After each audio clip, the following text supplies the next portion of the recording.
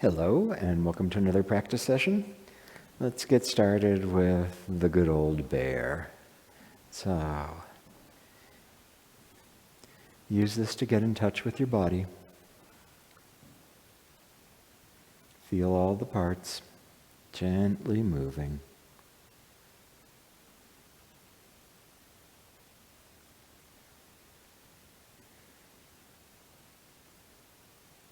The two hip joints are doing different motions.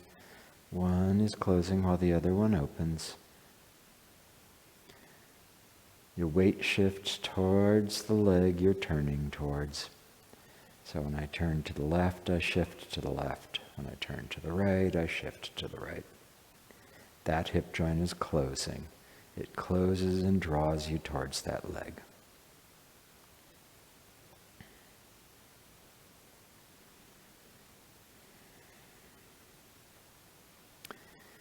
Rear crown of the head is as if suspended, giving you a feeling of space inside the whole body.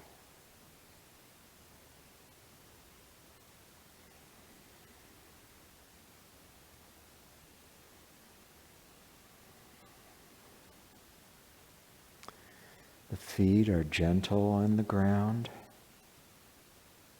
Bubbling wells are open to earth. And the feet are stable. The tripod in each foot stays connected. So even as the foot empties, it doesn't roll. It stays connected.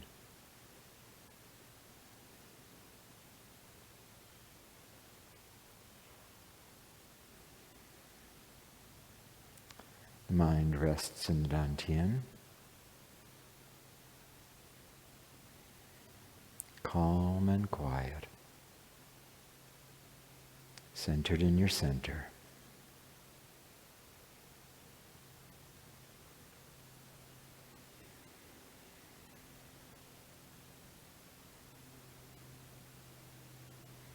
Moving through the air as if it had the substance of water. In particular, you'll feel this with the palm of the front hand. So the water's right there, and feel your arms moving through it. The whole body too.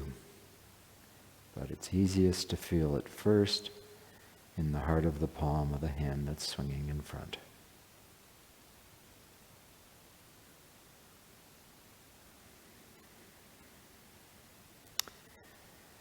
And the whole body relaxes. Every time you turn, using less effort, letting go more. All the pieces move relative to each other,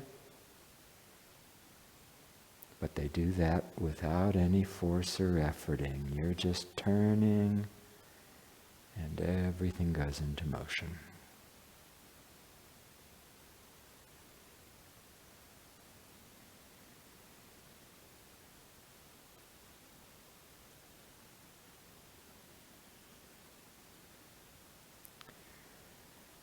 Another swing or two.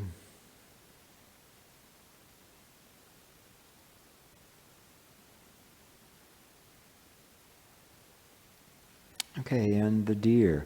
Now I want you to pay special attention to your 70-30s. You're going to start in the V with your feet pointed to the two front corners more or less. That means the foot's already in place where it needs to be for when you go into the 70-30. So, and when you step with the other foot, make sure it really steps exactly straight ahead and you've got shoulder wide. And then enjoy the motion playing out through the body. And go ahead. Every time you step, making sure you have width, appropriate length, and the front foot is pointed right straight ahead.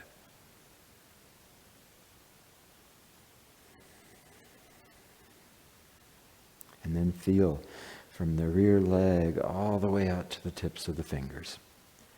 So the motion runs through your leg, body, arms, hands, and beyond. It keeps going.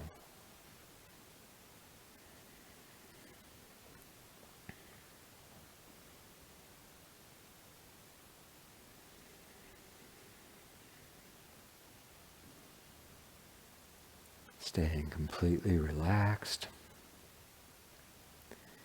And enjoy it. Get your little deer smile.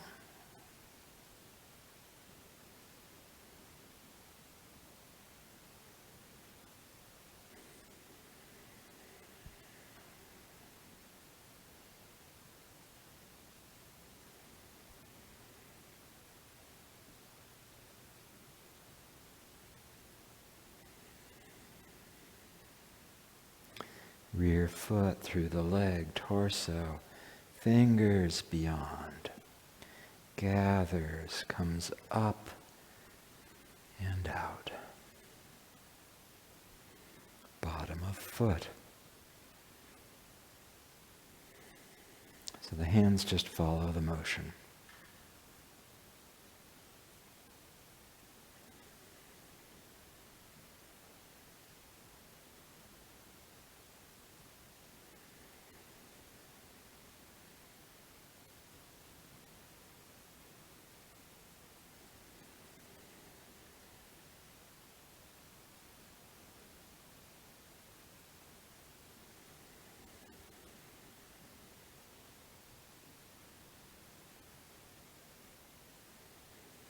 Once more on each side.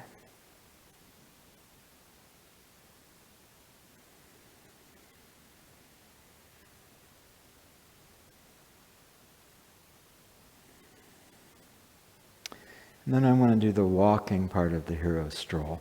And here's what I want you to pay attention to. You step forward, heel first. Sit down in order to put the front foot on the ground. Transfer under the ground. And now here's the part.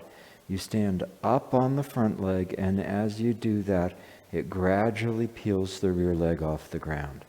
Then you release the rear leg, think about your knee, and let it step.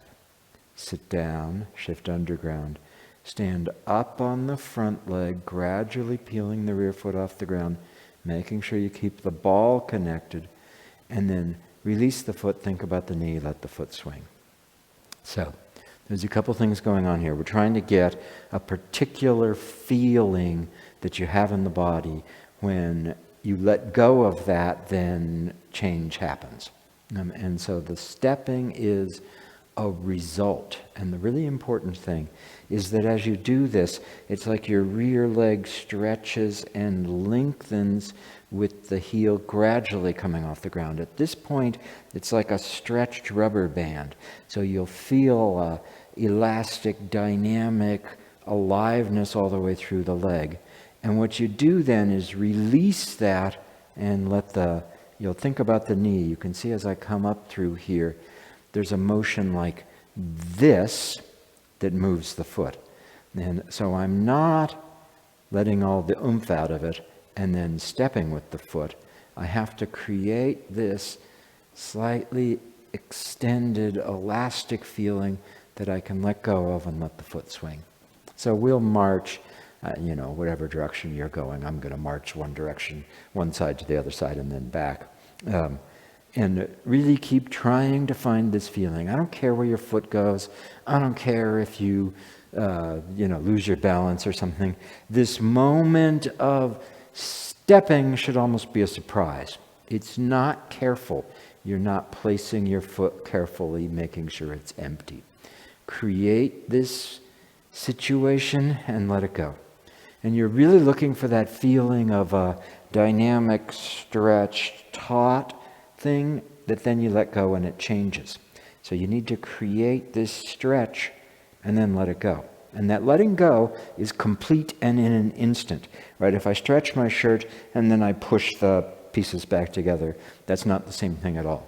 If I stretch my leg and then I push all the pieces together and move it, that's a different thing. And when I stretch my shirt and I let go of it, it changes in a short amount of time. Not in a hurry, but in a short amount of time. It doesn't change slowly back. If it changes slowly back, I didn't actually create the conditions. So you're looking for this. This is internal arts. You're trying to find a new way, as our teacher Jane would say, to hang out in your body. You're trying to find a new way to affect movement, a new way to relate to the space around you, the space inside. And so you're searching. And so we're not doing this over and over to create muscle memory or build a pattern or anything. We're doing this over and over so that you can keep searching. It's like a needle in a haystack. We'll often use that image. And I'm like, okay, yeah, student, there's a needle in that haystack. And you're like, yeah, there's a needle in that haystack. I mean, no, really, it's in the top half of the haystack. It's on the left side of the haystack. It's in the front of the haystack. Right, so I've just given you one, an eighth of the haystack to look in. And so you're in there feeling and feeling and feeling and feeling. And finally you touch the needle. And when you touch the needle, you push it away. So you don't have the needle. You don't pull it out of the haystack. But as soon as you do that, you believe that there's actually a needle in the haystack. You felt it. And so now you do it more, trying to really find that needle till you can just reach right into the haystack and touch the needle and pull it out. But the important thing there is that first time you get the experience, because then you'll believe us. Before that, you're like, yeah, I believe you. Sure, you're our teachers, and I believe what you tell me. But until you do it, you don't really believe it. Once you've done it, now you believe it's real, and now you need to get better at it. You need to bring it to your fingertips so that you can do it whenever you want. That's the work. But that discovery is super, super important.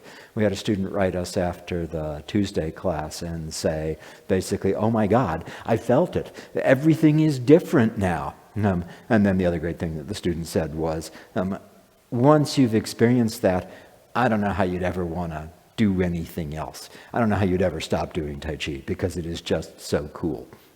And that's true. It is just so cool. And it's a different way of moving. So when you're doing this walking, I don't care about the technicalities and the externals and all that stuff. We've got plenty of time for that. I want you to try to find that feeling of you've created the dynamic tautness and you release it and it moves you. So let's do this. We'll walk across the room. We'll walk the other way. Whatever space you're in, use your space and just deal with it.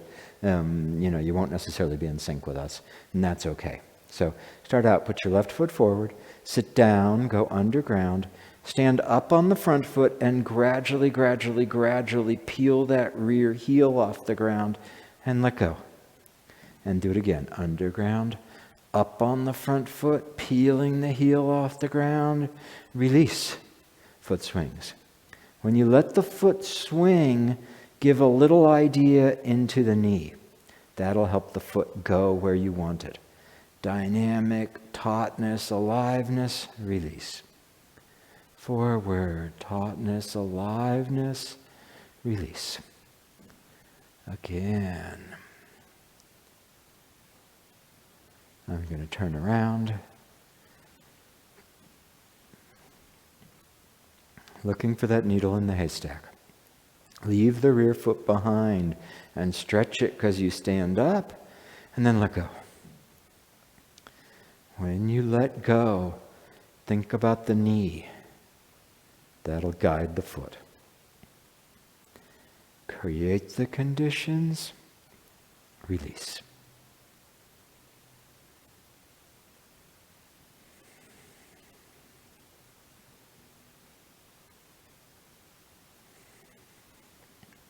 Notice how that tautness runs through the whole body all the way up into the chest. And when you let go, the whole body lets go. So it's long and let go. Long, let go. Long, let go. Try to find this feeling. It's different from how you normally walk, probably.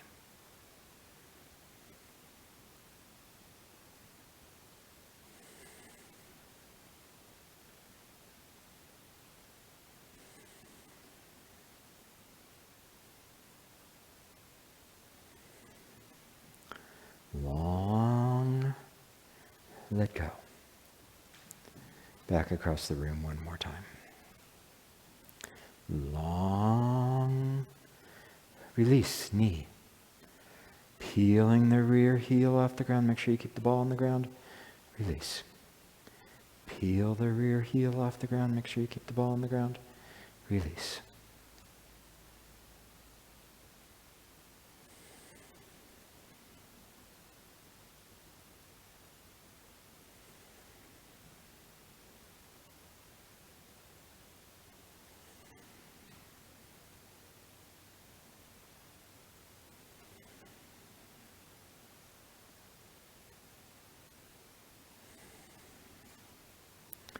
Okay. So if you touched the needle in the haystack, great. You're a believer. If you didn't touch the needle in the haystack, then practice this more. Practice it on your own. The reason we do these kinds of drills is because we found them to be effective in helping people find that needle in the haystack. So don't just do them during this hour of video. Do them on your own. If you spend 30 seconds in the morning before you do your morning form practicing this stepping, after you do that, you'll find it eventually, and then it'll ripple through your whole form. So let's do a first third, and just enjoy it. Nothing tortured or agonized here. And go ahead.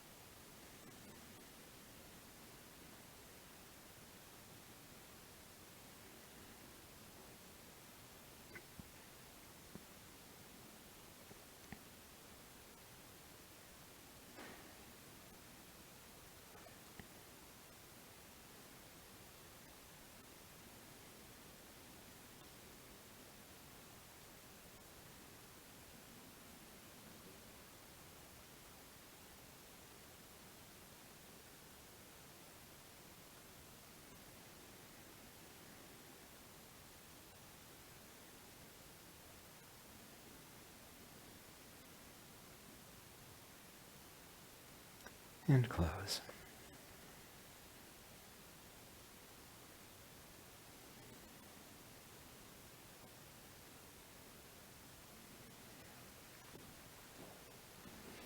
Okay, so we're working on the section of the form after the kicks where we do the walking, brush knees, and then in the form we'd go into low punch. When we want to keep repeating this after the second brush knee, you're just going to repeat the first one again and just do the same thing on the other side. So So that's the section of the form we're working on. And one of the things about doing these practice sessions on video, as opposed to having them be in-person classes, is that we can do an exploration that builds on previous ones. You know, in class we might spend a week or two working on brush knee, but we know that the people who came to Tuesday night class aren't the same people that came to Thursday night class, aren't necessarily the same people that came to Saturday morning class. And so while we might have a theme and be working on something, we can't really build on that the same way. So what we're doing with this is a little bit more like when we do workshops, where there's a thread that runs all the way through it. You can come in the middle of the workshop, but we'd heartily encourage you to go back and look at the beginning of the workshop. And the great thing about video is you can do that. If you miss a class, an in-person class, you missed that class. With the video, you could be joining us on Thursday and doing this video and not have worked with the Tuesday video. So we'd heartily encourage you to go ahead and work on it with us in this next hour, but then go back and look at the Tuesday and spend time, return to these. It's really frustrating that we don't have in-person classes, that we can't be there with each other, that we don't get that person-to-person, immediate, emotional, and energetic connection, and that we don't have the feedback, right? We can't look and see if what we're saying makes sense or not. Tell us if it doesn't. Drop us an email, text us, comment on the YouTube, say something in the chat. Let us know if it doesn't make sense, because we're doing our best with you all on the other side of the camera there, but we don't get that feedback. But the thing we do get is an ability to dive deep on something and spend real time with it. So we're not doing these videos trying to make them just be like a class, pretend that everybody's in here and we just happen to be filming it. No, we understand that this is different, and so we're trying to take advantage of the good things about it while being frustrated about the bad things about it. But one of the good things about it is we can do these series and dive into it. So wherever you're entering the series, we'd encourage you to look at what comes before and what comes after, and think of that as a unity, as a one, because that's the way we're treating it. So that said, let's do the brush knees again. Let's just run through them so that we're all on the same page for where we're starting. So you've just spun, and we'll turn and strike with heel. Bring everything back in. Step. Everything gets small. Everything gets big. Sit back. Rotate the front foot. Shifting forward. Bottom hand comes up. Top hand drops. Sink, fold, step, brush knee. Sit back, diagonal ball of air between the hands, front foot pivots. Shift forward, bottom hand swings up, top hand compresses. Sink, fold, step, brush knee. Sit back, ball of air. Come forward, bottom hand swinging, top hand compressing. Sink, fold, step, brush knee. Sit back, diagonal ball of air, front foot pivots. Forward, bottom hand comes up, top hand compresses, sink, fold, step, brush knee. Okay, great, take a break. So the piece that we spent a bunch of time on, the Tuesday session, looking at the bellows, how the move expands and focuses, compresses, and then expands again. We spent a bunch of time looking at how the foot turns, that you turn your body and you create one of these dynamic conditions in the leg, and then you release it and the foot turns rather than turning the foot in lockstep. And we spent a bunch of time on this rear foot. And that's what I was doing with the stepping. When I sit back and come forward, I'm moving away from this rear leg, just like what we were doing. I create this condition in the leg that when I release it, the foot steps. And when that happens, it doesn't happen slowly and carefully. We'll work with you on separating the weight. We'll have you do this, where you come through and come up and place your foot, and we'll make sure that it's empty and that you can pick it up and that it's in the right place. That's helping you find the externals of it, because that's the target. That's what you're aiming for. But that can become forced. So when I do this, That's a different thing. I just moved that leg. But when I do the other thing where I create this feeling of dynamic tautness through the leg, that when I release it, the foot steps, all of that happens as one. Just like when we're doing the walking here, and I create that feeling of dynamic tautness in my leg, and I release it, the foot just steps. It doesn't come through the air and get placed. I can do that to check my separation, which is really, really important. We are assuming that you can do that. If you can't do that, then practice your separation until you can.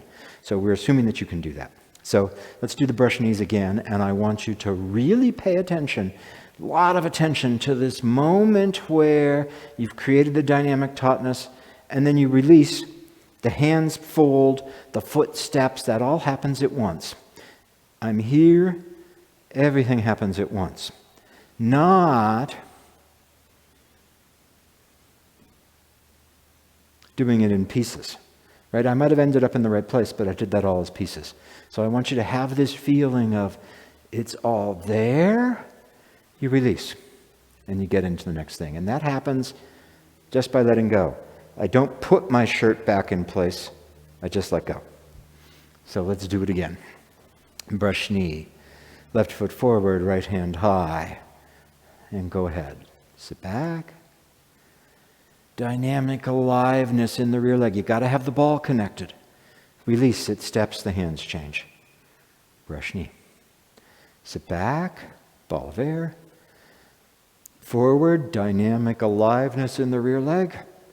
Release, it steps. Pay attention to the knee of the stepping foot. That's part of how you steer it. Knee. And make sure you don't lose the ball as you're coming forward. Don't let it come up on the toe. The ball has to still be connected. And then you let go. If you let it come on the toe, you'll lose that feeling of dynamic tautness, aliveness. Ball, release, everything goes. Happens in a short amount of time. Not a hurry, a short amount of time. Keep the ball connected, dynamic aliveness, release. Great.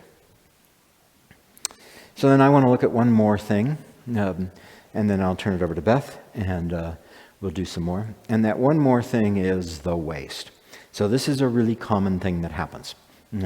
You come through and see how my waist here is pointed to the front corner.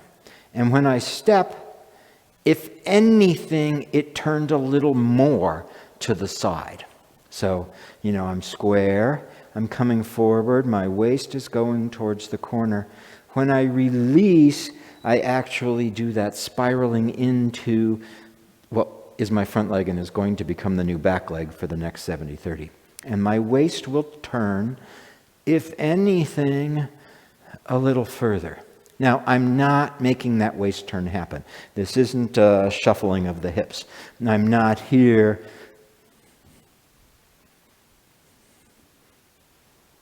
Right? So I'm not making the waist turn, but when you let go there, the waist will turn a little bit. I'm here to the corner. As I let go and my foot comes forward, my waist will turn maybe a little further. It certainly doesn't turn back to the front. And so this is the thing that happens all the time with people, is they come through here and they're here, see how my waist is to the corner, and when I step, I come back to the front. And then that means that you've let all the juice out of the move. You'll just do the rest of it. And it's not the direction the waist actually goes. If I want to move my leg forward, the leg's attached to the hip, and so the hip comes forward. When I do the other thing and I bring the hip back, that's not going to move the leg. And so then all I have left is moving my leg, right? If I'm here and I've come all the way this way, this hip is going to come forward to move that foot. It's not going to come back, which is what squares me. Then all I have is stepping. So let's do the brush knees again.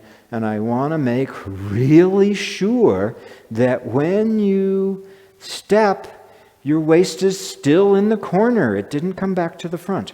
And it only comes to the front as you get to the last move. When I step, my waist is still in the corner. It didn't come back to the front. So let's do the brush knees a little bit more. Left foot forward, right hand high, and go ahead. Sit back. As you shift forward and extend the rear leg, your waist is in the left front corner. Release. Make sure the waist is still to the left. It didn't come back to the front at all. If anything, it turned further to the left. And now you can turn your waist to finish the posture. Sit back.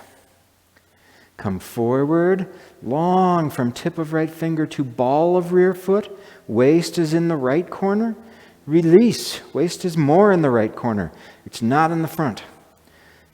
Continue. We'll do a couple without me stopping you there. From the ball of the right foot all the way to the tip of the left fingers, release to the left.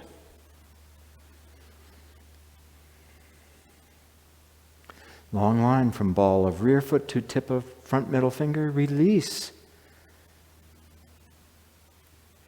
So you stay in the corner. Stay in the corner. Then you turn. Stay in the corner. Then you turn. Okay, let's do the other thing so that you feel it. It is likely that if you're honest, for many of you, the other thing is what you normally do. So I'm trying to really make that distinction clear to you. So left foot forward, right hand high. Sit back, come forward, turn back to the front as you step. Okay, now this is meaningless. Come back. Come forward, turn back to the front as you step. Forward, back to the front as you step. And notice what that means about the stepping. You're doing the stepping. It's not the same release. You step. It brings you back to the front. You move your hands in an empty gesture. Waist is left of center. Waist comes back to the front as you step. Empty gesture. Once more, empty. Even if this is all set up, you come back to the front. Now this is empty. Once more, keeping your waist in the corner so that you really feel that. I want to leave you with the feeling we want. Left foot forward, right hand high. Sit back. Create the long line from the ball of the rear foot all the way out to the tip of the middle finger of the other hand. And release. You'll turn further. And now square as you come into brush knee. Sit back. Let that turn the front foot. Long line, ball the rear foot. Don't let it be on the toes. Make sure the ball's still there. Release. Come to the front. Notice that when you release the long line, you stay in the corner.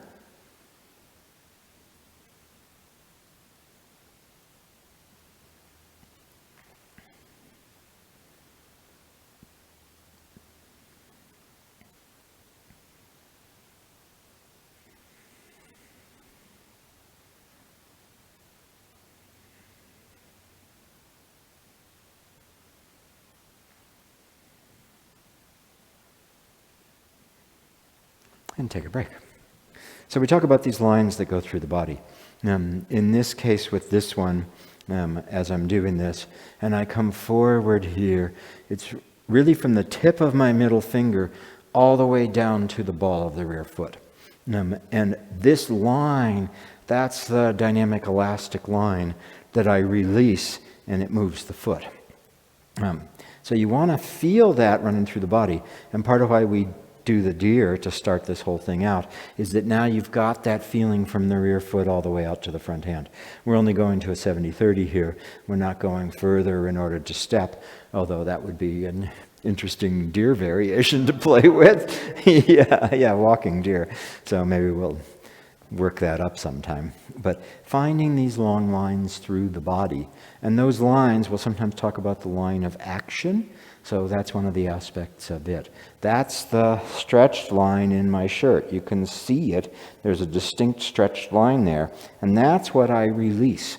So you got to have that. And if you let that foot come up onto the toes instead of the ball, then you'll lose that. So just do that with me. I know I said I was going to quit, but I got too excited. Start out in a 70-30, left foot forward, right hand high. Sit back, and now come forward and feel that long elastic line from the tip of your middle finger on your left hand, really the tip of all the fingers, but the middle finger in particular, all the way down to the ball of the rear foot. And then release that. That's what makes you step. And do it on the other side. Feel the long line from the ball of the rear foot all the way out to the tips of the fingers on the right hand. Release. That's what makes you step. And now this time we're going to let the rear foot come up on the ball, on the toes. So all the way out, feel that long line, and now do nothing but let your rear foot come onto the toes, the knee drops, and feel how that changed everything. Right? To get that back, you have to start over. Long line, ball, and then release. And on the other side, sitting back, long line from the ball of the left foot all the way out to the tips of the right fingers. Let the left foot come up on the toes. Feel what that did to the whole thing. Now it's just force when you step. So let's undo that. Ball of the rear foot all the way out to the tips of the middle finger and all the fingers, and then release. So you got to have that. You got to have this thing that you can let go of. Or else when you let go, nothing happens, right? If I do this, and now I let go, nothing happens. I have to have that dynamic, elastic, lively, full of potential that I can let go to move. If I let the potential out of it, if I let the rubber band go loose, then when you let go of the rubber band, nothing happens, right? You stretch a rubber band, you let go of it, it changes. You stretch a rubber band and let it come back, you let go of it, nothing happens. So you need that feeling in the body. No. So I could go on and on, but we take turns, and so we will now take turns. So I want to look at what Lee was just doing a little more, because there are so many ways to make it look the same or kind of the same from the outside, but it's actually feeling really different on the inside. And so the next thing I want to look at is how when you come up on this front leg and you're leaving the back leg behind and you're just stretching away from it, there may be a little bit of a desire to push off on the back foot. So it would look like this. I'm coming up, I'm coming up, I'm coming up, and then I'm actually pushing down into the ball. And then when I let go, it doesn't go anywhere, because it's a little bit like if you take a rubber band and you stretch it, you have to keep one end from moving when you pull the other end. If, as I start stretching it, I start doing this with the other end, it starts moving too, then even if you manage to stretch it, if you let go of it, it's not going to have that same oomph because you've lost a little bit of the dynamicism. So let's do the hero stroll walking, not the whole forward back thing, but just the walking. And I want you to get the feeling of how you could even just at the very end, you could be coming up, up, up, up, up, everything's good. And then a little bit of pushing off happens down at the ball and toes, and that completely changes the feeling. So let's do that a little bit. So starting right foot first and sitting down, coming up the front leg, coming up the front leg. Engage down to the ball and toes of your back leg. And now let go. Nothing happens, right? So come back and do it again. And this time, coming up, coming up, coming up, at that place where you might have a little desire to grab down there, keep lengthening. And feel that difference. Now let go. And something can happen. So let's do it on the other side. You're coming up, up, up, up, up, up, and then you start engaging down at the foot, down at the ball and toes. And then let go. So Redo it. Coming up this leg, leaving the back foot behind, leaving it behind, leaving it behind, noticing that moment when you might want to grab a little bit, and just keep releasing and releasing, letting it stretch that last little bit. Now let go. Now, one more time through the pushing off, even just the littlest bit. Just put a little bit of pressure down there, and then let go. At that point, I'm just falling to the up on the toes place that Lee was having us look at. So come back and coming up, letting the foot keep softening, softening, softening. So as the heel gets pulled up, you're not putting more down at the toes. And then let go. Next one, coming up, up, up, up, up. Little bit of pressure down there at the end, and then let go. Reset. Sit down. Coming up. No pressure there. Keep softening the foot, keep softening the foot, letting that really make a nice long stretch all the way up through the body, and then let go. And you can take a break a moment. The other thing, Lee was talking about how you want to put a little idea in your knee. Part of what happens when you get this working right is that as you come up and you put a little idea in the knee, that sends the foot. So it's not like you put an idea in the knee and then have to do something with the foot. Once you send it into the knee, watch how the foot, there's a little lag time.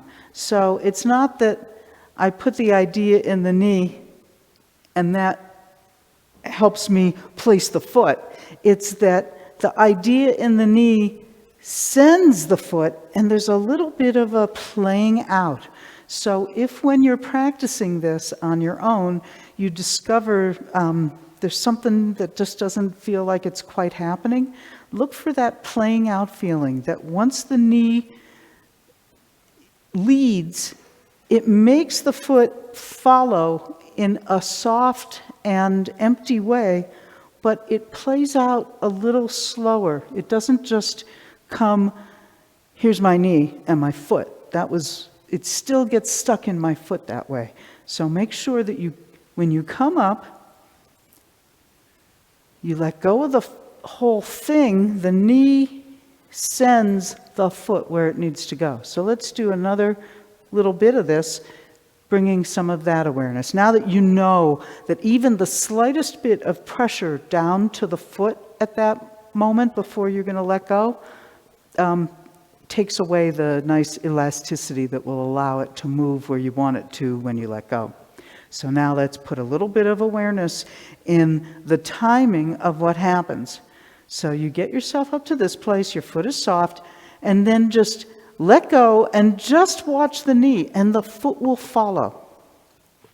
Coming up, softening that foot the whole way, and let go, knee, and the foot plays out and comes in underneath it.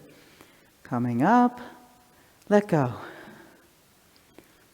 Coming up, softening, softening, softening, softening, let go, and there's a little bit of a playing out.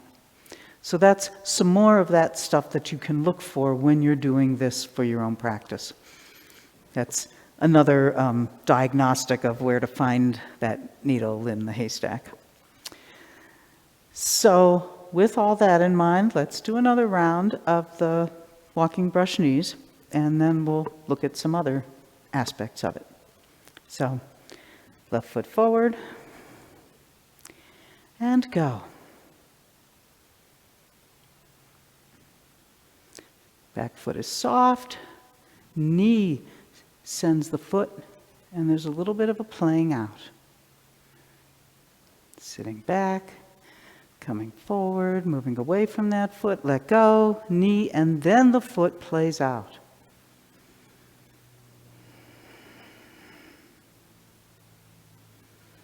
Soft foot,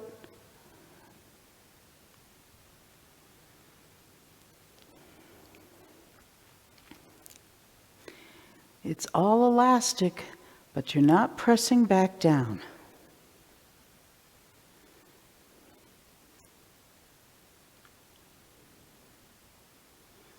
Moving away from that foot, let it go. And one more. Setting up those conditions, letting go.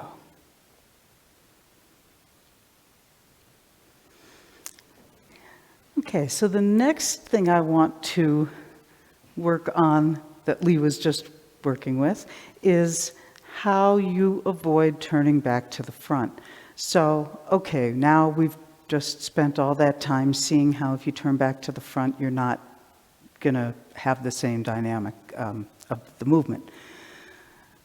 But it is possible to not move back to the front. See, my hips are still here. They haven't already turned back, but I'm almost to the front. See, my foot's, if I was facing the corner, I would be more here. But as you do this, it's possible to have the step happen where you're a little to the side of center, and then there's still nothing. You really, as Lee was saying, you have to almost turn more.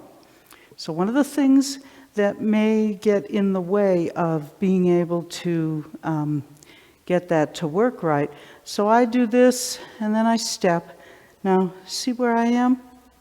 And then I come in. I come here. I'm going toward the corner, kind of, sort of. But then when I step, I'm just right here. I haven't actually given that little bit that keeps me truly moving to the corner. I'm kind of halfway back already, and there just isn't much to drive the completion of the move. So there's a notion that Maggie turned us onto that you don't shift on a track. So do this with me a little bit, and once you get to this place and you're going to shift toward the corner, you're just kind of put out two rails and you're just moving on a track. And then step, and notice how much you've already almost turned all the way to the front. And you can do it on the other side. You're going into the other leg, toward the corner, but think about just riding on a track. You just put your hips on a track and it just goes. And then step, and notice that you just don't have much to drive it with. And you had to step. You don't have that condition of letting go. So what you want to, and this is true all over the place, we don't move on tracks in Tai Chi because our bodies aren't two perfectly parallel rails that we just ride along on. The top of your leg is a ball. It's very much round, ball and socket joint. So you've got like a golf ball sized ball at the top of your thigh, your femur. It comes in like this, and then there's a ball there, and that fits in the socket that connects to your pelvis. So you are literally moving on a ball. This is what I like to call being a circus animal, one of those seals that's doing something on top of a ball. You have to move differently when the surface you're moving on is a ball versus when the surface you're moving on is a track. So when you get here and you want to shift to the corner, there has to be a little bit of rotation away from the front that you're going to head to. Not that I'm turning myself, it's a passive turn, but you have to allow that to happen. So rather than just going track, you want to move onto it feeling that you're moving on top of a ball. And there's a little bit of a turn. I'm on my left foot, I'm turning a little bit more to the left. Now, when I let go, I'm much less likely to turn back part way to the front or be mostly to the front already. And when it's time to shift, I actually have a whole bunch of shifting and turning that can drive and impel the move forward. So this is a little hard to talk about, and it may seem subtle. The thing about these subtleties that we work with is that they're subtle when you're looking for them, when you're reaching for that needle, that's subtle. But when you find it, ooh, the needle pricks you. That's not subtle anymore. Now you feel it. So it may seem subtle. It will feel different when you find it. So there's a little clue. Let's do a little bit of the marching again and try to feel for that sensation that as you shift, you're actually shifting on top of a ball, not a set of tracks. So left foot forward and begin. You're shifting on top of a ball. It's taking you a little bit to the left. Let go. You're still in the left corner. Now you got a whole lot of turn to complete the move. Coming forward on a ball. Let go. You're still to the corner.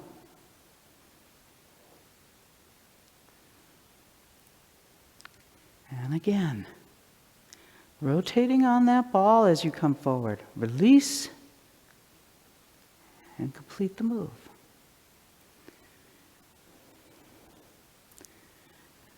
Shifting on a ball. And take a break. So one of the things about that, if you shift on a track or have a tendency to bring the body back toward the front when you step, you'll, what was I going to say about that?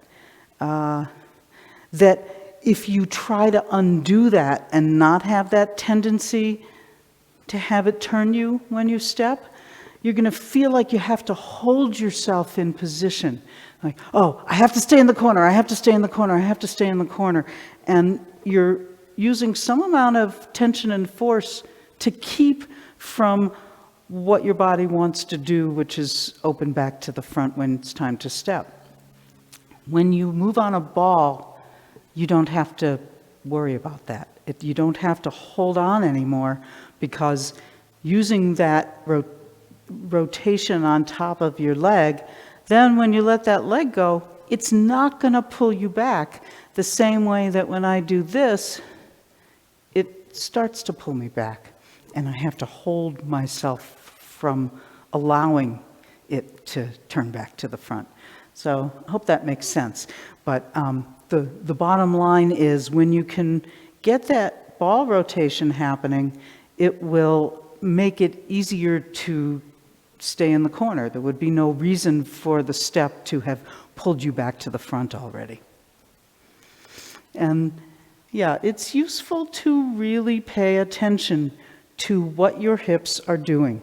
So just like Lee is doing, we're always doing this sort of thing. It helps to see where your hips truly are. So if you can just do the walking a little bit, say without the arms, and watch where things are going. Move on a track and feel the track, and then shift on a ball. And notice, it's not a big turn, but it absolutely will take you a little more toward that corner. And then release. It doesn't disturb that. And now you have a big turn. Sit into the back, shift toward the front. Look at what happens when you shift on a track. And then shift on a ball. A little bit of turn, release, and it brings you back. So I think it's really useful to look at this and see the difference. Track, ball. And you want to make sure that it's something that's happening because of how you're moving, not this thing that I'm doing. Oh, okay, they said I have to be able to turn more this way, so then I go like this. That's way too much. I'm in a completely untenable situation here, and I have to use the bottom of my back foot to keep me from falling over. So it's not something you do. What you do is try to turn on top of a ball. And when you do that, it'll just turn you a tiny bit. But then when it's time to release, you're still in this range. You haven't started to come back yet. And there may be even a little more turn at that moment that everything releases because you're on a ball. So let's do another round. And I'll try not to talk too much because it'll slow us down and take us away from the dynamic of it, but try to just keep this in mind. So, shifting on the ball. Release and go.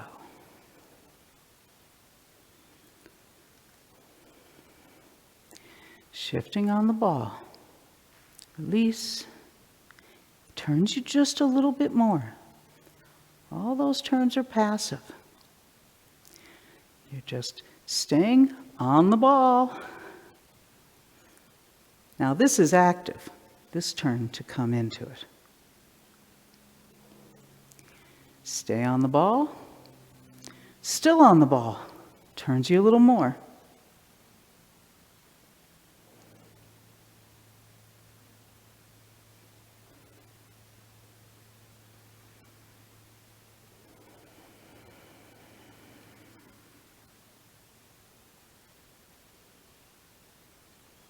Staying on the ball.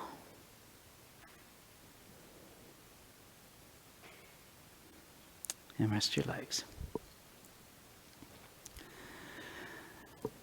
So obviously, we could spend a long time doing this move, every march across, paying attention to another little piece of it, trying to get that feeling. That's kind of what we've been doing here over the last couple of hours of class.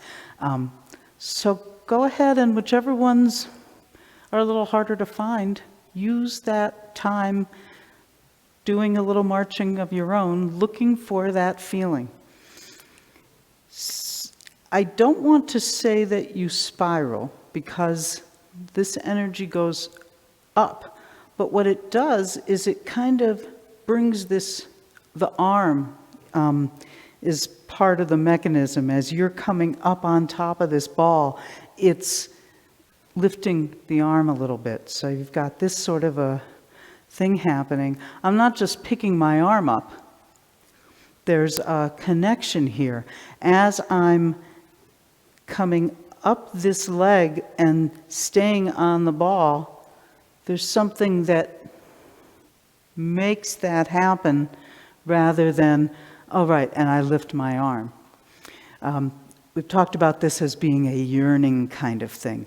You want to make sure that you're not over yearning. There's a lot of things we want that are a little bit out of reach right now. So kind of pick something that's in reach. And by that I mean, once you're coming up on the ball, your arm comes up, and it's still with me. I haven't reached. As soon as I do that, everything goes away. I don't have connection. I'm unbalanced. I'm pulled through this. It becomes caught up in the arm and shoulder. So you shouldn't feel that it's pulling at you. It's just as you come up on the ball, it comes up with you. So you don't want to reach high, you don't want to reach long, just let it come all the way up. You just don't want it to come up short. That's the not yearning part. So let the whole arm be expressed, but it doesn't go up all that high. And as you do that, you're turning on the ball. This hand is starting to come down, When you step, that's when it drops to protect the groin and the other hand folds over. We'll look at how this stuff happens probably in the next session, how the arm comes in. But I want you to just feel the connection now. We're bringing back the thing Lee was talking about before we switched, where you're feeling this line from the soft back foot that's not pushing off on the ball, on the toes and ball of the foot. You're moving on top of the ball on the leg that you're standing on, and it activates this arm so that you have this line of stability that runs all the way through. Action. Yeah, right. I know, I said that, and then I thought, wait, I said the wrong thing. The line of, because the stability is going to be your cross-balance line. All right. So if I'm in this leg, this is the hand that gives me my stability. But the line of action is through here. I got that right that time, right? So, what? Yeah, it is my terminology, but, you know, sometimes my mouth gets ahead of what I'm saying. So, let's do another set of this. And go. As you come up on the ball, that's bringing the left arm up. The right hand hasn't come all the way down yet. Now, you're in position, and it comes across. Shifting onto the ball, yearning. Left hand has moved a little bit, but it hasn't come all the way down. Release.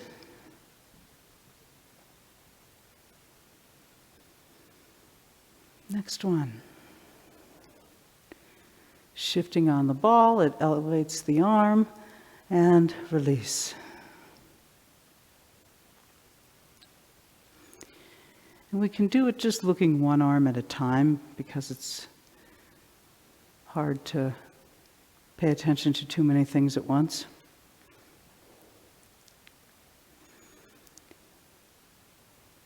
So just look at how, as you come up on the ball of your leg, it brings your arm up to a yearning place.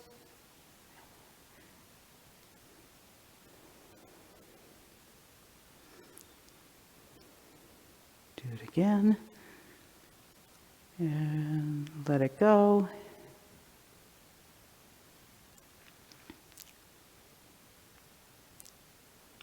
And now this time, kind of reach just even a little bit too much and see what that does, and then let go. That reach affects all the way down to the other foot. That's why it's the line of action. Something that happens up here will have an effect all the way down there.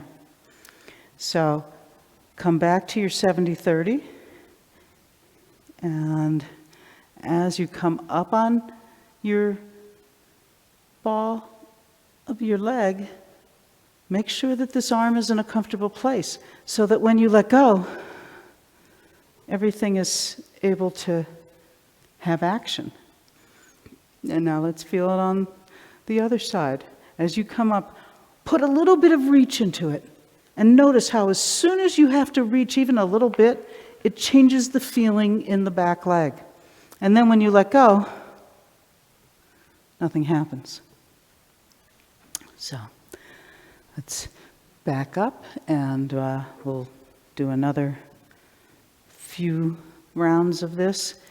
Not reaching, noticing the place where it wants to come up to naturally, and still lets the back foot have the right shape so that when you let go, things change in the right direction. Up on the ball, yearning, and let go.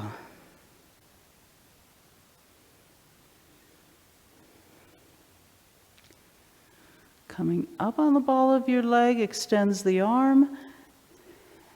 Letting go makes everything move. Coming up, letting go. One more set. Letting it turn you. It turns you a little more as the footsteps, and complete the move. And coming up, let go.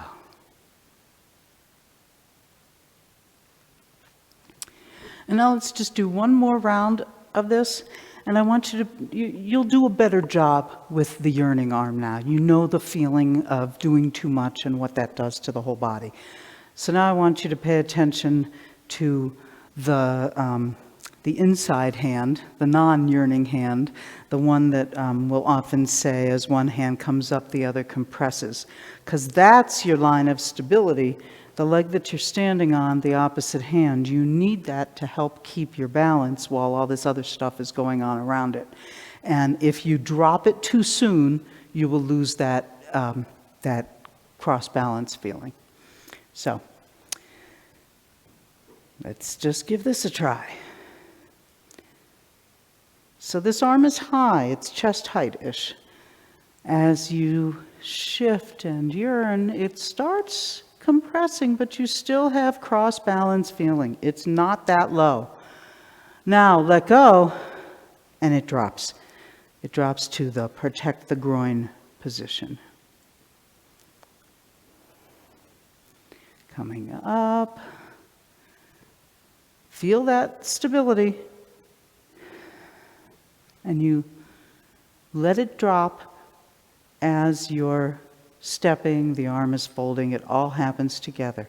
So paying attention to the inside hand.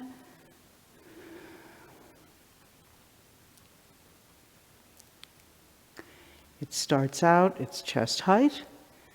You shift, it starts compressing just enough to give you that feeling of cross balance.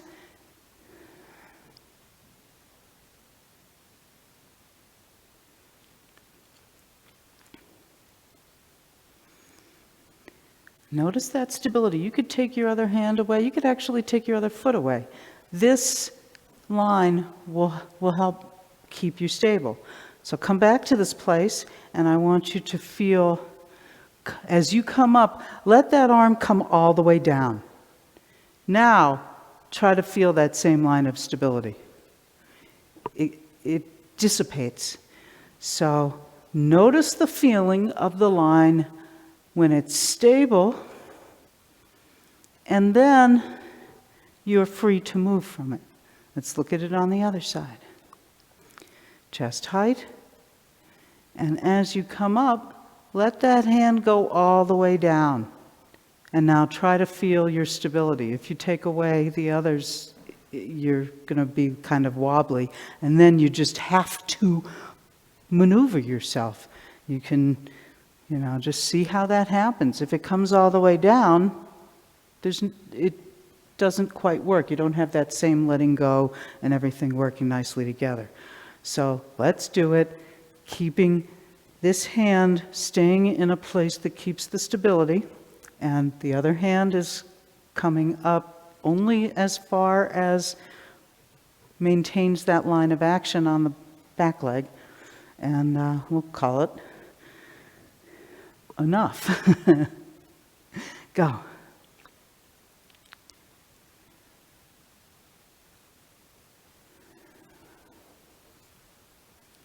And there's too many things happening for me to talk about them without artificially changing everything you're doing, so just try to feel it. You know what we've been working on.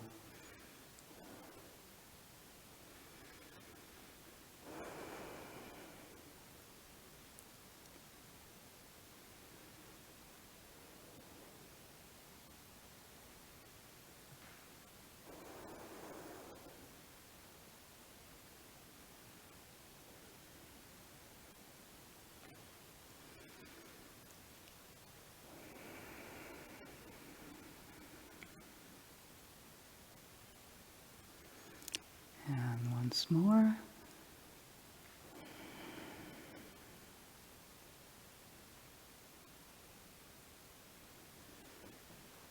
Okay. Well, bit by bit, we're putting this together. This is this part of the form, doing this, there's so much in it. We're just going to keep on hammering this for a little while and make sure that we hit all the important points. So stay tuned.